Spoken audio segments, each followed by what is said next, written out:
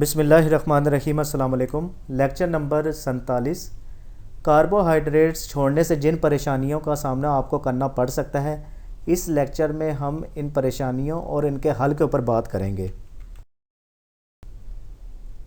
سب سے پہلی بات یہ کہ ہوش سنبھالنے کے بعد ہمارے خطے کے لوگوں کو جو چیز سکھائی جاتی ہے وہ روٹی کا کھانا ہے، کیونکہ روٹی بذات خود کاربوہائیڈریٹس میں سے ہے، اس لیے بچپن کی عادتوں کو آسانی سے چھوڑا نہیں جا سکتا۔ آپ ایک بچے کے مائنڈ میں جو چیز بچپن میں بٹھا دیں گے وہ مرتے دم تک اس کے دماغ سے نہیں نکلے گی، اس لیے بچپن کی جو عادتیں ہوتی ہیں چاہے اچھی ہوں یا بری ہوں، مرتے دم تک انسان کا پیچھا نہیں چھوڑتی۔ کاربوہائیڈریٹس کا بہت زیادہ استعمال جب آپ کرتے ہیں اور پھر اسی استعمال کو جب آپ ایک دم یعنی کہ جب آپ کیٹو کے اوپر کنورٹ ہوتے ہیں، جن مسائل کا سامنا آپ کو کرنا پڑ سکتا ہے ان میں سب سے سرفہرست جو چیز ہے وہ سر چکرانا ہے۔ آپ کو چکر آتے ہیں، دماغ بار بار کھانے کا کہتا ہے مگر ہم کیٹو کی وجہ سے کھاتے نہیں، اس وجہ سے یہ کیفیت ہوتی ہے اور ہفتے 10 دن میں یہ مسئلہ خود بخود حل ہونا شروع ہو جاتا ہے۔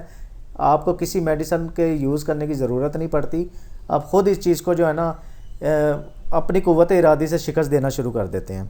اس کے بعد تھکن، کیونکہ کاربوہائیڈریٹس فوری انرجی کا ذریعہ ہے، یہ بات تو سب مانتے ہیں کہ اگر آپ کو فوری انسٹنٹ انرجی چاہیے نا تو گلوکوز جو ہے وہ بھی کاربوہائیڈریٹس کی ایک شکل ہے، ڈاکٹر انسان کو ریکمنڈ کر دیتے ہیں۔ اور روٹی، چینی، چاول یہ بھی کاربوہائیڈریٹس میں سے ہیں، اور انرجی کا فوری اگر آپ کو حصول چاہیے نا تو آپ کاربوہائیڈریٹس کا استعمال کرتے ہیں۔ مگر کیٹو میں کاربوہائیڈریٹس بہت کم لیے جاتے ہیں، یعنی کہ 20-25 گرام کاربوہائیڈریٹس آپ لیتے ہیں، وہ بھی صرف اور صرف سبزی کی صورت میں۔ آپ صرف سلاد کا استعمال کر پاتے ہیں، آپ صرف سبزی کھا سکتے ہیں۔ آپ کیٹو کے دوران روٹی، چینی، چاول، دوسری چیزیں جو کاربوہائیڈریٹ سے بھرپور ہوتی ہیں ان کا استعمال نہیں کر پاتے۔ اس وجہ سے شروع میں جسم بہت زیادہ تھکن کا شکار رہتا ہے، مگر 3-4 دن اگر آپ اس کیفیت پہ قابو پا لیں تو آپ خود بخود نارمل جو ہونا شروع ہو جائیں گے۔ ایک بہت ہی عام مگر بہت اس چیز کو اگنور نہیں کیا جاتا کہ آپ کو بہت زیادہ بھوک لگتی ہے، کیونکہ شروعات میں جب آپ لو کارب ڈائٹ پر کنورٹ ہوتے ہیں آپ کی کریونگ ختم ہو جاتی ہے، اس وجہ سے بار بار کھانے کی جو عادت ہوتی ہے جب وہ ایک دم ختم ہونا شروع ہوتی ہے تو ظاہر بات ہے اس کیفیت کو قابو میں نہیں رکھا جا سکتا۔ مگر 3 سے 4 دن تک اگر آپ اس کیفیت کو قابو میں کر لیں، یعنی کہ آپ کو جو بلا وجہ کی بھوک لگ رہی ہے، اگر 3 سے 4 دن تک آپ اس چیز کو قابو میں کر لیں تو آپ کے لیے کیٹو کرنا بہت زیادہ آسان ہو جائے گا۔ ڈپریشن بھی ہوتی ہے روٹی نہ ملنے کی وجہ سے، یہ میں کہتا ہوں اگر آپ نشئی سے نشہ چھین لیں اور بھوکے سے روٹی چھین لیں، ان دونوں کی کیفیت ایک ہوتی ہے۔ بلا وجہ کا غصہ آنا اور جسم کانپنا ایک عام بات ہوتی ہے، یقین کریں میں آپ کو اس چیز کا یقین دلاتا ہوں کہ واقعی اس کیفیت کو قابو میں کرنا بہت مشکل کام ہے۔ بہت ہی ہمت والا کوئی شخص ہوگا جو اپنی ڈپریشن پہ قابو پائے گا۔ وہ ڈپریشن یہ نہیں ہے کہ آپ کو گھر والوں نے کوئی بات کہہ دی ہے یا آفس والوں نے یا کسی باہر والے نے، نہیں، یہ ڈپریشن نہیں ہے۔ ڈپریشن ہوتی ہے روٹی نہ ملنے کی۔ پتہ نہیں وہ کیسا نشہ ہے جن کو الفاظ میں بیان نہیں کیا جا سکتا، بلا وجہ جسم کانپتا ہے، آپ کو بلا وجہ غصہ ہوتا ہے، چڑچڑا مزاج ہو جاتا ہے، یہ بہت ہی یہ الفاظ میں بیان نہیں کی جا سکتی یہ جو کیفیت ہے۔ اس کے بعد کام میں دل نہیں لگتا، خصوصی طور پہ جو ملازمت پیشہ لوگ ہیں ان کو ان مشکلات کا کافی سامنا کرنا پڑتا ہے کہ آپ آفس آئیں گے، آپ یقین کریں آپ کو بالکل بھی دل نہیں کرے گا کہ میں کوئی کام کروں، ایسا لگے گا جیسے بس ایک جگہ میں پڑا ہوں اور مجھے کوئی کسی قسم کا کوئی کام نہ کہے۔ مگر 10 سے 15 دن تک بندہ نارمل ہو جاتا ہے۔ میرے ساتھ بھی یہی گزری تھی، یہ کیفیت گزر چکی ہے، کیونکہ میں بھی جاب ہولڈر ہوں، ان مسائل کا مجھے بھی سامنا کرنا پڑا تھا، اور ہر کام روٹین کے مطابق کرنے لگے گا۔ کب کرنے لگے گا؟ جب وہ 10 سے 15 دن اس کیفیت کو قابو میں کرنے کی کوشش کرے گا۔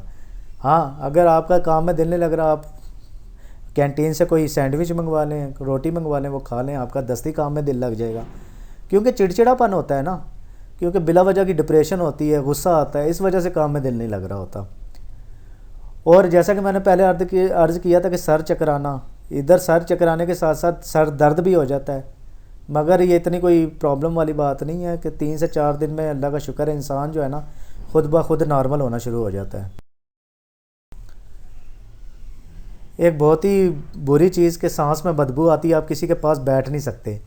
اگر آپ کسی کے پاس بیٹھیں گے منہ پر رومال رکھ کر آپ کو بات کرنا پڑتی ہے، واقعی کافی بری بدبو آتی ہے.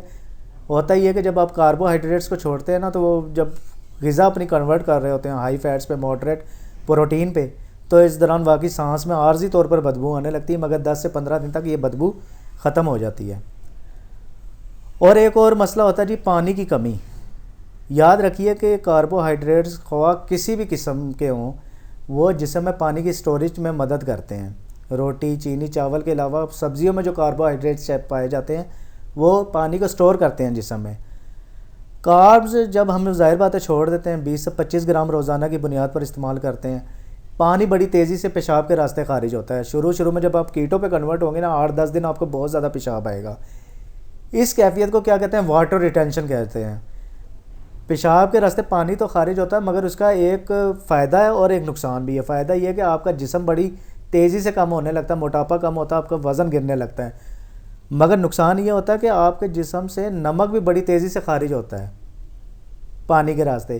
اس کا بہترین حل جو ہے وہ پنک ہمالین سالٹ ہے. آپ نے پانی کا واپر استعمال کرنا اور پنک ہمالین سالٹ جو ہے نا روزانہ کی بنیاد پر آپ نے پینا ہے. پنک ہمالین سالٹ جو ہے وہ کوئی سائنس نہیں ہے، کوئی عجوبہ نہیں ہے. یہ عام لاہوری نمک جو دکانوں سے ملتا ہے اسی پنک ہمالین سالٹ کو پیس کر بنایا جاتا ہے. آپ نے اس کا استعمال کرنا ہے بس.